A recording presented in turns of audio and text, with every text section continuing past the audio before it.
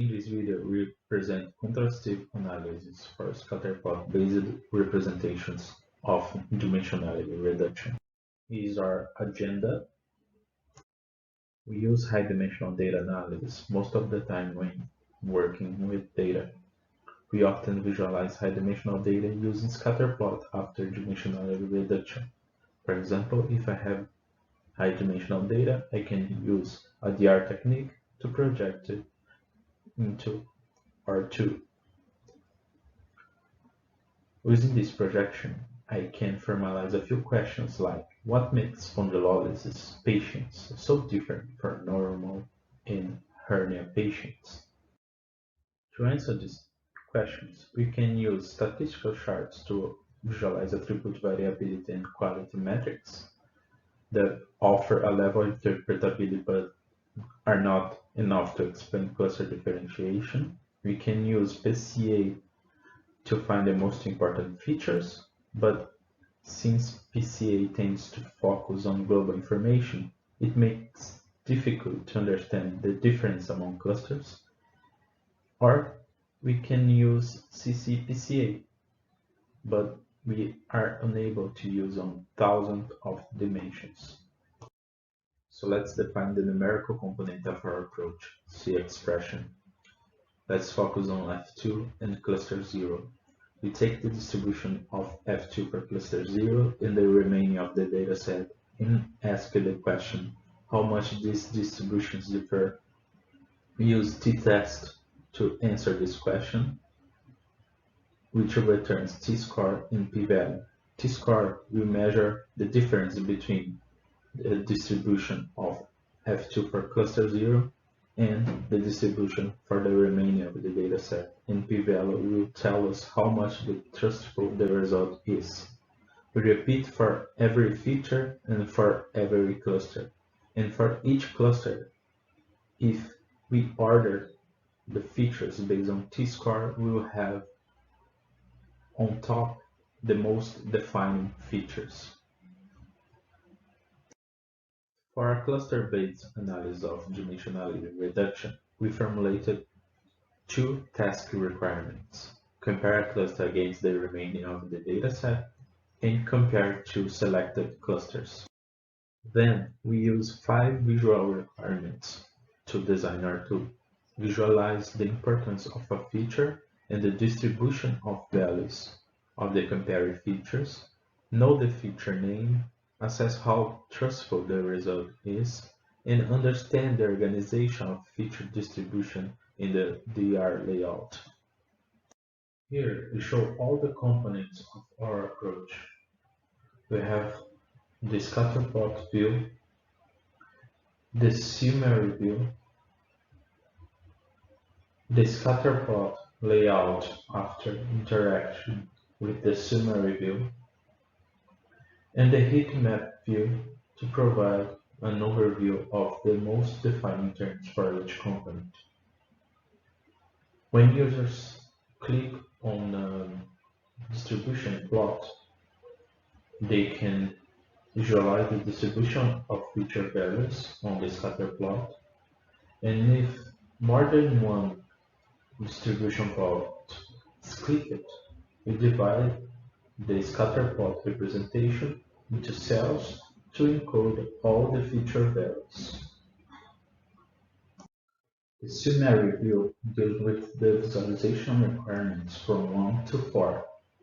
Here we have the context component that encodes all the p-values, the focus components that also encode the p-values but with the focus specified by the user, the relationship between p-value and t-score, where green means t-score positive and pink means t-score negative, and the distribution of feature values.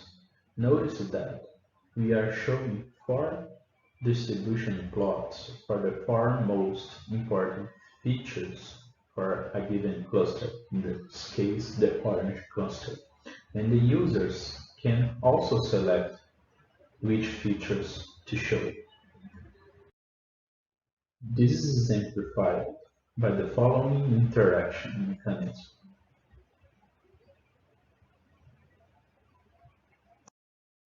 Then, users can also change the focus to visualize features of interest depending on the p-value.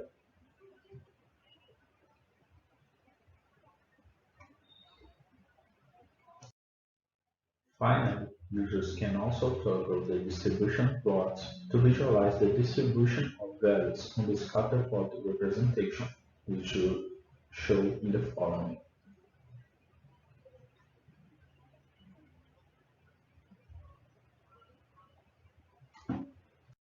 Another important aspect of our tool is the SILMA review and the cell-based visualization coordination. Using a scatterplot, users can toggle feature values to visualize the distribution of values on the scatterplot representation. Here we show where the Syrian features are most expressed in the cluster using a color scale encoding.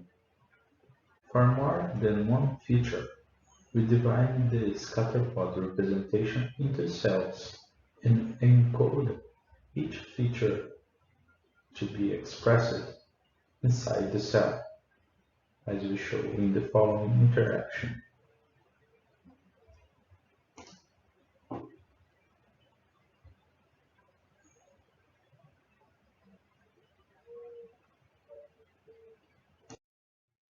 Finally, we also provide a heatmap view to give an overview of the most defined terms for each cluster.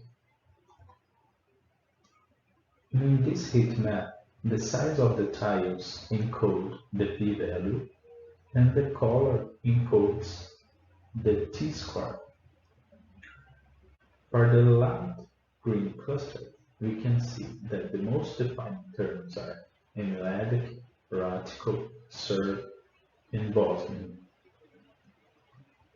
For the light blue cluster, you can see that the most defined terms are Yemeni, Yemen, Ali, Saleh, and Brazil.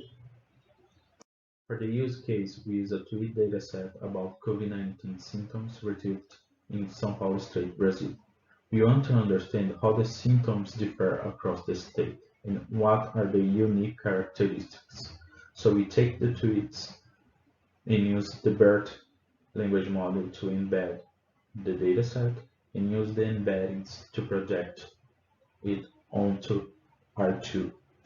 Let's start our analysis on dark allergic cluster. Here, the tweets talk about shortness of breath, anxiety, and chest. Shortness of breath is a severe COVID-19 symptom. We also see anxiety in this cluster, which have grown in the pandemic times. Taking a look on cluster light orange, we can see that this cluster corresponds to the tweets talking about the most common symptoms of COVID-19, which is dry cough. We can see the most defined terms as cough, dry, sneeze, boring, and itch. You can see another symptoms in here as well, such as sneeze, and other words that are used to define or write the tweets, such as boring and itch. Finally, let's take a look on three more clusters. Dark blue cluster, the pink and the red cluster. We can see that the terms that define this cluster, such as pain, head, throat, body, fever for the dark blue cluster, face, fever, body, leave, measure for the pink cluster, think, fever, getting, thermometer, hot for the green cluster are terms that define the symptoms of fever and body pain. Now let's look at the red cluster. You can see the most defining terms are coryza, stop, risk, mask, worry, and so on, such as fever and pain. Here, tweets are mainly talking about the worrying of wearing or not wearing masks, or worrying about other symptoms that may or may not be COVID-19. Now the question is, how meaningful are C expressions results? To verify this, we use top coherence